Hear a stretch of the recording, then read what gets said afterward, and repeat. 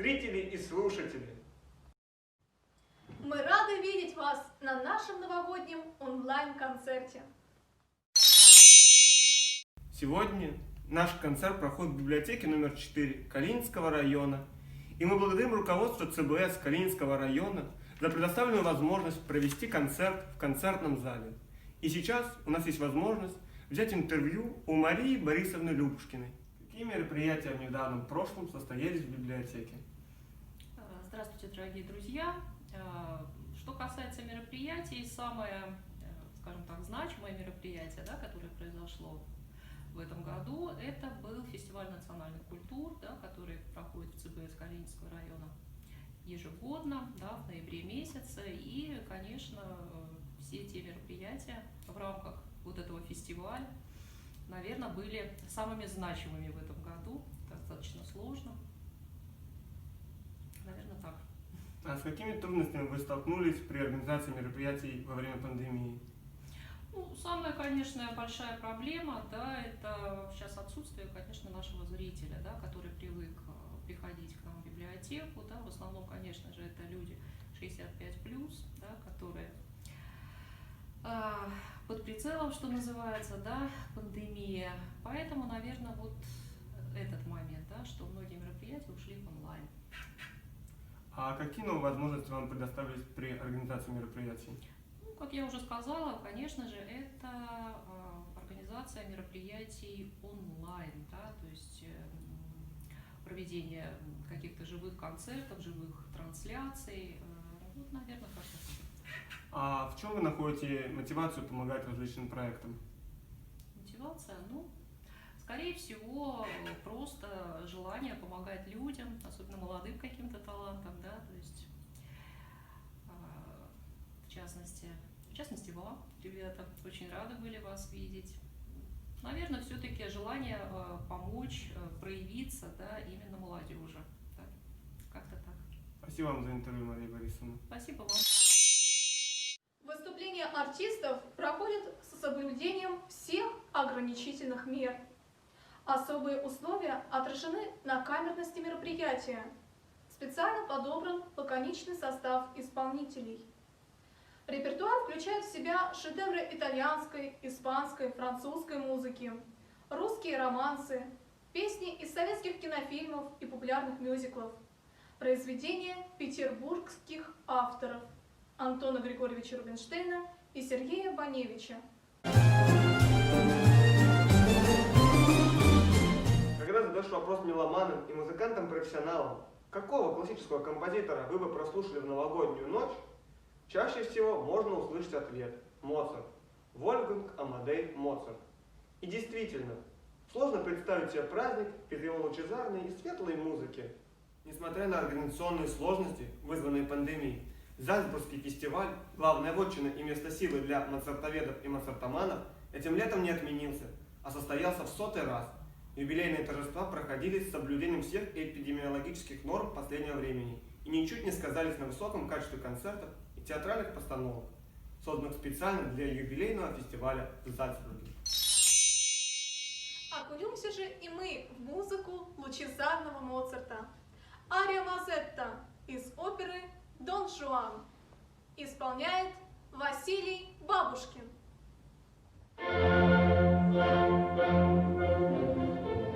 Ho capito, signor sì, chino il capo e me ne vo, già che piace a voi così, altre repliche non vo, no. Cavalier, voi siete già, dubitar non posso bere, me lo dice la bontà, che volete aver per me. Bricolaccia, malandrina, foste ognor la mia ruina,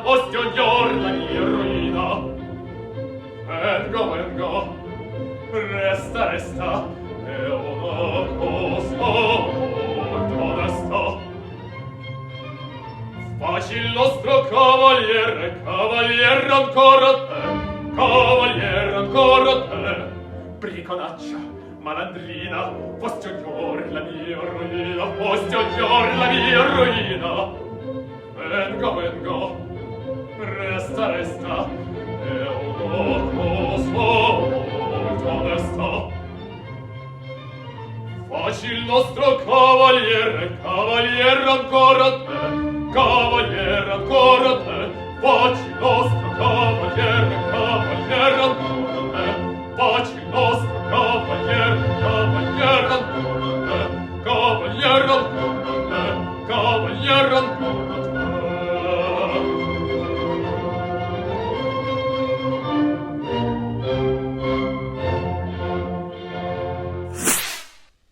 Яркая, эмоциональная, насыщенная страстями испанская музыка создает праздничную, фееричную атмосферу.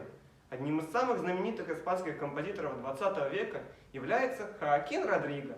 Его имя широко известно в кругу гитаристов благодаря многочисленным гитарным сочинениям, в том числе концерту для гитары с оркестром, написанному во время Второй мировой войны. Однако Родриго является и автором различных вокальных произведений, песен для голоса и фортепиано. Одну из них исполнит Мария Зачиняева «De las Almas Venga Madre», более известная в русском переводе как «В тополиной аллее». Поет Мария Зачиняева. А можно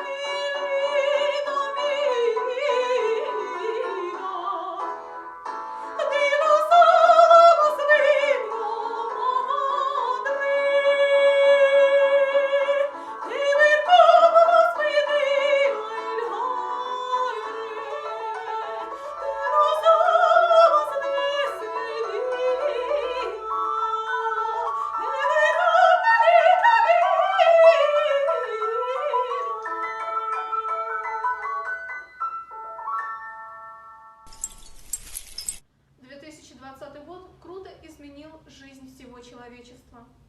Мы верим и надеемся, что следующий год принесет удачу и подарит оптимизм. А пока нам остается ждать чуда.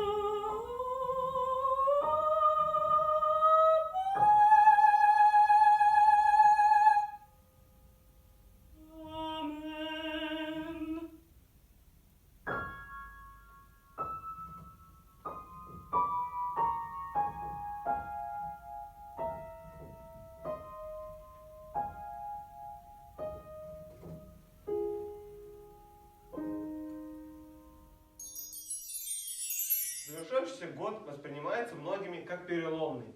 Трансформации связаны не только с пандемией, сколько с коренными изменениями всего мира. Противостояние светлого и темного начала, высокого и низкого, небесного и земного встречаются чуть ли не в каждом произведении искусства, пусть и в довольно аллегорических формах. Но есть такие сочинения, и вы их услышите сегодня, в которых эта антитеза очень наглядно выходит на первый план. Только любовь может противостоять по-настоящему всему низкому. И опера Антона Рубинштейна «Демон» по одноименной поэме Лермонтова об этом. Любовь к Тамаре становится той самой точкой невозврата для главного героя, после которой он хочет даже изменить свою суть, сущность. Полюбив, его дух стал открыт для добра. И хотя конец этой истории печален, в момент попытки трансформации демон искренне пытается измениться. На Воздушном океане второй романс демона из оперы Антона Григорьевича Рубинштейна «Демон» исполняет Василий Бабушкин и Илья Бабаков.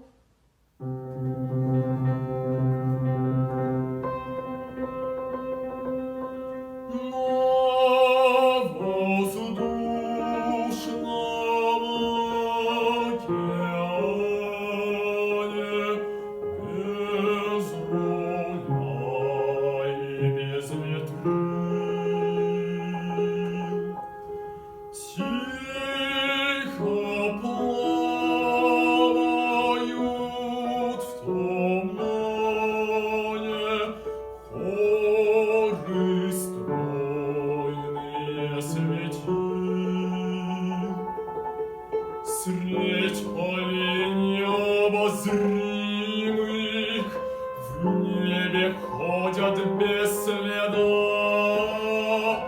облаков неуловимых волокнистые стада. Час разлуки, час свидания, и мне радость не печаль.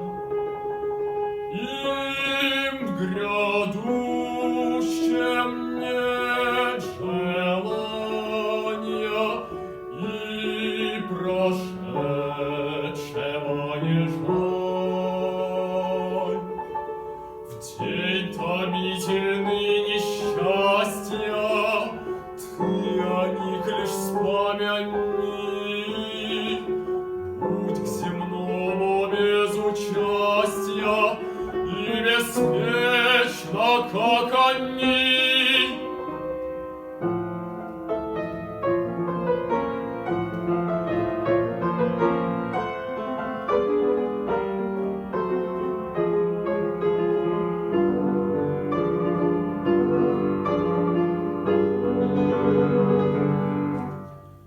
Лишь только ночь своим покровом верхи Кавказа осенит, лишь только мир волшебным словом завороженный замолчит, лишь только месяц золотой из-за горы тихонько встанет и на тебя украдкой взглянет.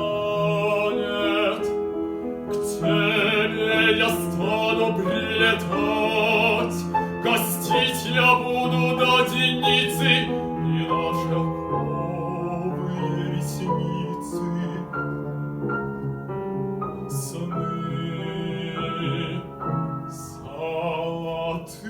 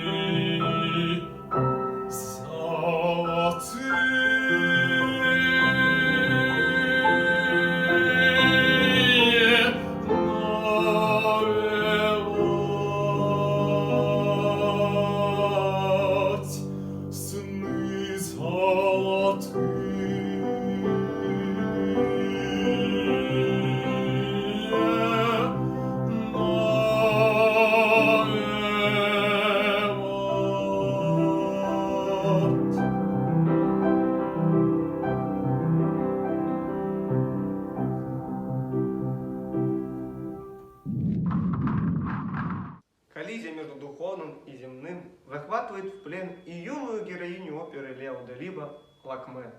Главная героиня – молодая индианка, дочь верховного индийского жреца, живущего по строгим законам кастовой системы. Экзотический сюжет французской оперы построен на нескольких антитезах. Это любовь людей разной национальности, индианки и англичанина, разного вероисповедания, индуизм, христианство, разных жизненных ценностей. Лакме покидает земной мир не из-за слабости духа, нет, просто она постепенно понимает, что ее английский возлюбленный не изменится, что бы она ни предпринимала. Ария с колокольчиками является центральной и ключевой в событийной канве оперы. Лакме поет ее как свой коронный номер, любимой публикой. Драматургически сильное положение этой арии способствует следующее обстоятельство.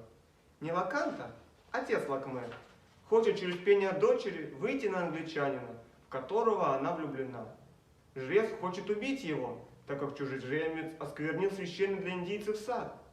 Сердце Лакме раздирается на части между приказом отца петь легенду о дочери Пария, самой низшей касты в Индии, и желанием защитить возлюбленного. В иносказательной форме она поет, как юная индианка, благодаря звону волшебных колокольчиков, спасла диких зверей путника, заблудившегося ночью в лесу. Когда дочь Париев увидела спасенного юношу, она онемела, насколько он оказался красивым. Девушка боялась, что он покраснеет, когда узнает, из какой она касты. Но неожиданно произошло чудо. Путник вознес ее на небеса и сказал ей, что ее место тут. Оказалось, что в роли странника был бог Вишну, сын Брамы. И с тех пор лишь замолчит угрюмый бог, вдруг прозвучит в нем отзвук какой-то волшебный, то колокольчик медный, все звенит. Лео де Либо. Ария Лакме с колокольчиками из оперы Лакме. Исполняет Мария Зачиняева, концертмейстер Илья Бабаков.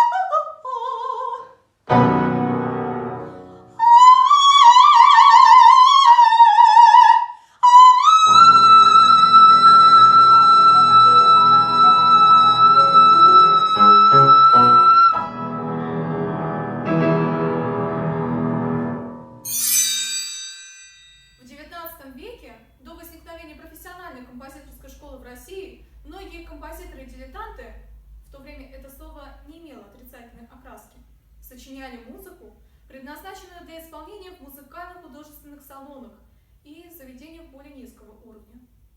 Творчество московского пианиста и композитора Александра Дюбюка состоит преимущественно из такой музыки: фортепианных пьес, этюдов, переложений русских народных песен и цыганских романсов. Песни Дюбюка в свое время часто звучали на увеселительных мероприятиях, садах, как говорили тогда, и ресторанах, императорских театрах и концертных залах. Исполняли их и простые уличные музыканты, и прославленные оперные певцы, например, Шаляпин. Пожалуй, самым известным вокальным сочинением Дюбюка является песня «Улица». В шуточной форме композитор высмеивает не вполне трезвого человека. Итак, Дюбюк «Улица, улица». Слова Василия Сиротина. Исполняет Василий Бабушкин, бас, Илья Бабаков, фортепиано.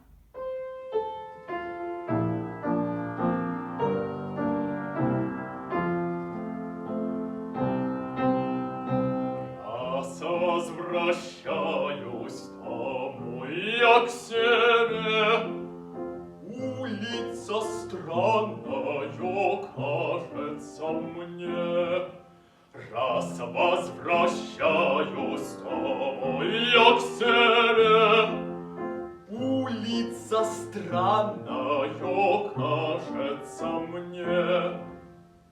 Левая, правая, где сторона? Улица, улица, ты, брат, пьяна. И фонари так ясно горят, смирно на месте никак не стоят. Так и мелькают туда и сюда. Эх-то вы пьяные все господа. Левая, правая, где сторона? Улица, улица, ты, брат, пьяна.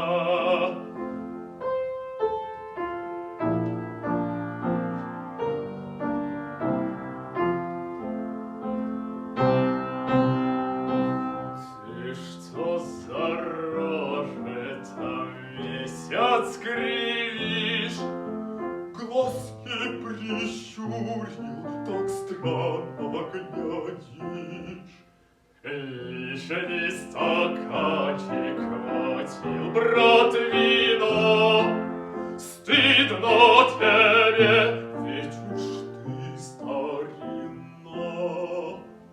Левая, правая,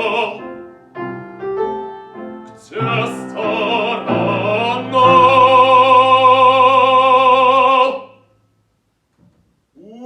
Улица, улица, ты, брат, пьяна. Ты, брат, пьяна.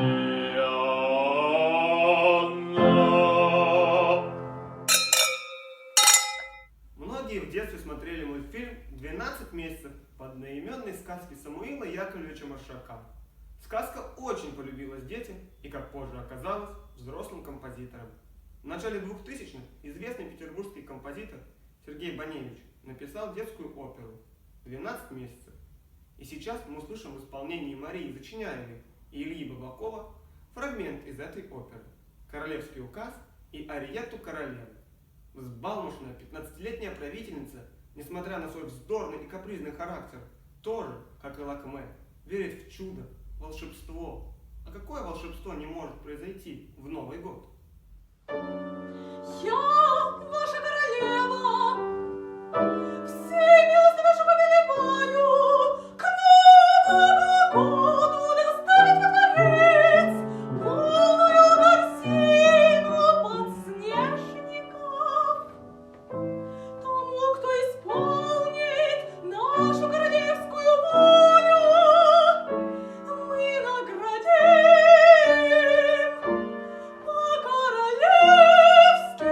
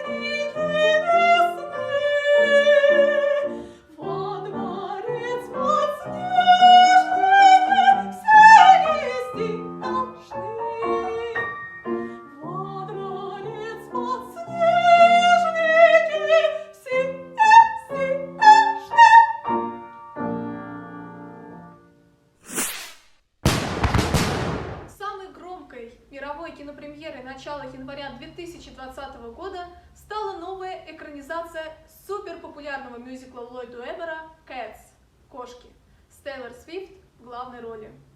Уже в мае 2021 года постановка будет отмечать 40-летний юбилей с момента выхода первого спектакля в Британии. А в этом году исполнилось 15 лет с момента выпуска российской версии мюзикла. Гигантский успех постановки объясняется разными причинами. Это и ставка на любимое животное англичан, и классная команда постановщиков и продюсеров. Аналогии между миром кошек и людей очевидны. И вдвойне трогательно лирическое высказывание кошки Гризабеллы, когда она поет, пожалуй, самый знаменитый номер этого мюзикла «Memory». Поет Наталья Чуфьюрова.